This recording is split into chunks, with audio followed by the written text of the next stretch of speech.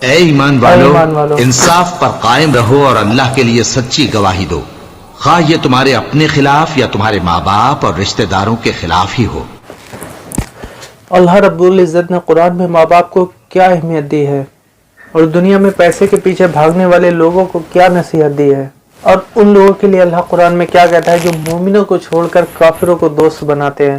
Hello, السلام علیکم، آداب، شت سری اکال، میں ہوں مسٹر مو، اور آج ہم آپ کے لیے لے کر آئے ہیں قرآن ٹرانسلیشن شارٹ چینل سے ماں باپ کے خلاف گواہی۔ تو شروع کرتے ہیں اس ویڈیو کو، یہیں سے اس ویڈیو کا اوریجنل لنک آپ کو ڈسکرپشن میں مل جائے گا، تو شروع کرتے ہیں۔ اے ایمان والو انصاف پر قائم رہو اور اللہ کے لیے سچی گواہی دو، خواہ یہ تمہارے اپنے خلاف یا تمہارے ماں باپ اور رشتہ داروں کے خلاف ہی ہو۔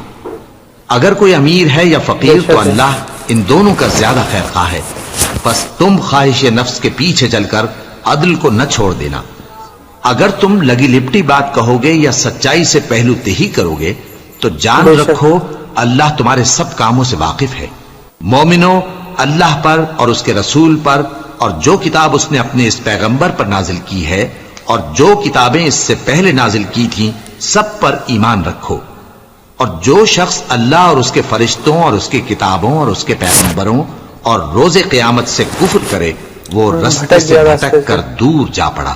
جو لوگ ایمان لائے پھر کافر ہو گئے، پھر ایمان لائے پھر کافر ہو گئے، پھر کفر میں بڑھتے گئے، ان کو اللہ نہ تو بخشے گا اور نہ انہیں سیدھا رستہ دکھائے گا۔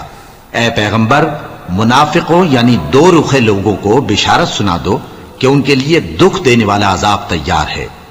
وہ جو مومنوں کو چھوڑ کر کافروں کو دوست بناتے ہیں، کیا یہ ان کے ہاں عزت حاصل کرنی چاہتے ہیں؟ سو عزت تو سب اللہ ہی کی ہے، اور اللہ نے تم مومنوں پر اپنی کتاب میں یہ حکم نازل فرمایا ہے کہ جب تم کہیں سنو کہ اللہ کی آیتوں سے انکار ہو رہا ہے اور ان کی ہنسی اڑائی جا رہی ہے تو جب تک وہ لوگ اور باتیں نہ کرنے لگیں ان کے پاس مت بیٹھو، ورنہ تم بھی انہی جیسے شمار ہوگے۔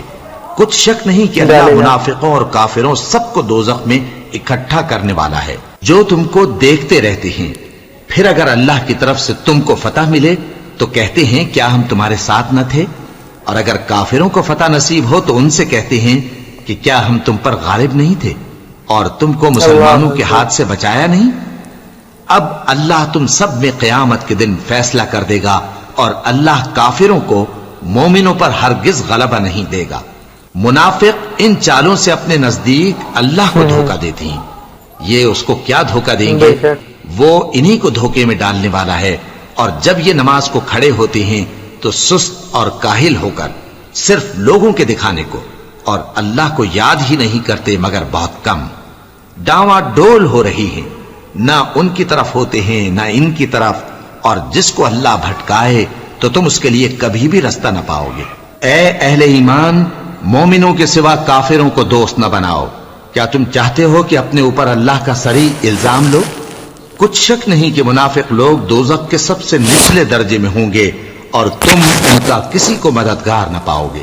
ہاں، جنہوں نے توبہ کی اور اپنی حالت کو درست کر لیا اور اللہ کی رسی کو مضبوط پکڑ لیا اور خالص اللہ کے حکم بردار ہو گئے تو ایسے لوگ مومنوں کے ساتھ ہوں گے، اور اللہ ان قریب مومنوں کو بڑا ثواب دے گا۔ اگر تم لوگ اللہ کے شکر گزار ہو اور اس پر ایمان لے آؤ تو اللہ تم کو عذاب دے کر کیا کرے گا، اور اللہ تو قدر شناس ہے، دانا ہے۔ تو ماشاءاللہ بہت ہی اچھی تربیت تھی قرآن پاک کی۔